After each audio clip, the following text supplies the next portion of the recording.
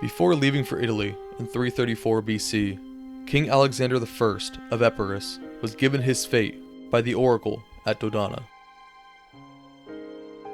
Beware the river Acheron and the city of Pandosia.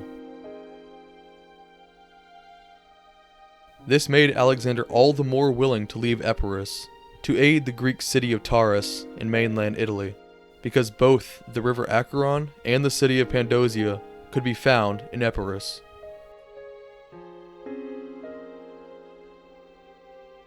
But after leaving the shores, bound for Italy, he would never return to his homeland.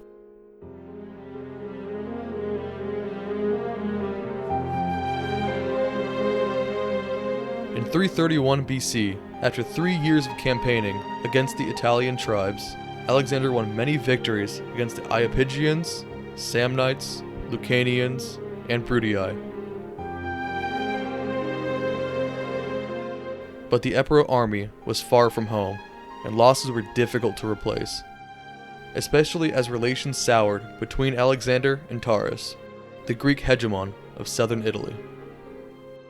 This manpower issue was getting bad, and the Epirots even took 300 Lucanian and Bruttii to make up the bodyguard for their king. These Italians were exiles who had been cast out from their homes by their countrymen, and were willing to fight for a foreign king to regain a place in their home. Opposing them were a concentrated force composed of Bruttii and Lucanians, who had banded together in opposition and, despite many defeats, retained their fighting spirit against the invaders. By this point in the war, the Greeks were outnumbered, and Alexander needed to fight from a location of strength, Pandosia. His solution was to set up on the high ground of 3 hills near the city of Pandosia in Bruttium, which was not only a good defensive location tactically, but was a good location to either invade further into Bruttium or turn back and continue campaigning in Lucania. He divided his army into thirds, and each one would take a defensive position on one of these 3 hills. The idea was that if the Italians concentrated their force on a single hill, the other 2 could support it and launch a flanking attack. If the Italians instead chose to siege all 3 hills at the same time, they would be forced to spread their forces thin, possibly opening up a weak point which Alexander could then exploit.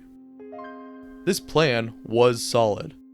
It reminds me of the Union's fishhook at Gettysburg or Pompey's defenses at Dyrrhachium, both of which allowed for great victories. But then, the rain began. And continued. And continued. The ground was turned into a field of deep mud, impassable to the heavy Greek infantry. Now, one of the main reasons this defensive position was viable was gone, and the Italians knew it. The Lucanian-Bruttian alliance concentrated their force on a single hill. The other hills were not able to support it, and so it was swiftly defeated. The second hill was hit in the same manner. Like Napoleon concentrating his force in a single area to defeat an inferior enemy, so too did the Lucanians and the Bruttii. All that remained was the third hill, where King Alexander himself was commanding. The Italians laid siege to the hill, and managed to get into contact with their exiled countrymen, who made up the king's bodyguard. The exiles were promised amnesty if they turned over the king, dead or alive. But before they could betray him, Alexander launched a counterattack on the Italians, and, if Livy is to be believed, personally slew the Lucanian general in melee combat, although this is probably just a later Greek heroization of the king. The Italians were not defeated, however, and Alexander decided to flee along with his men. Alexander gathered as many of his fleeing troops as possible, and made haste to a bridge not far away. Only upon arriving did he discover that the bridge had been carried away by floods due to the recent torrential storm. His men started to ford the river, when one soldier called out in frustration, "Rightly, you are called Acheron." Acheron being the name of the River of Woe in the Greek underworld.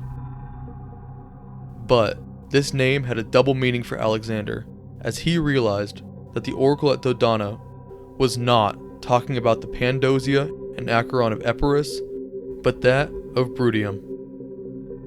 After a brief trance at this realization, the king tried fording the river on his horse, but his remaining bodyguard, who had been offered amnesty, now considered their countryman's promise. One threw a javelin at the king, killing him before he could fully cross the river. Thus, the prophecy was fulfilled. After the battle, his body was split in half, with one half being sent to Consentia and the other desecrated.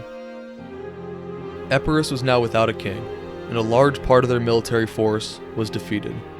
Despite winning many victories, it only took one defeat to bring Alexander down. I find the story of this battle very fun, because it has interesting tactics and a classic Greek-style misinterpretation of one's prophecy.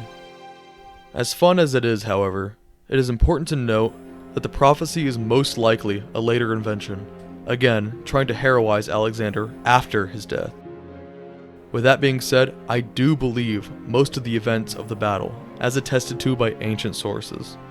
The reign, the formation, the betrayal, and the outcome. I just think that many of the parts which scream Greek literary device are a little far-fetched, such as Alexander slaying the Lucanian general in one-on-one combat, or the prophecy being a real thing. But that's not going to stop me from telling it this way, because it does give us insight into Greek culture and its idealization of the dead. Not to mention, it is just a fun story. And sometimes, that's all that matters. Thank you.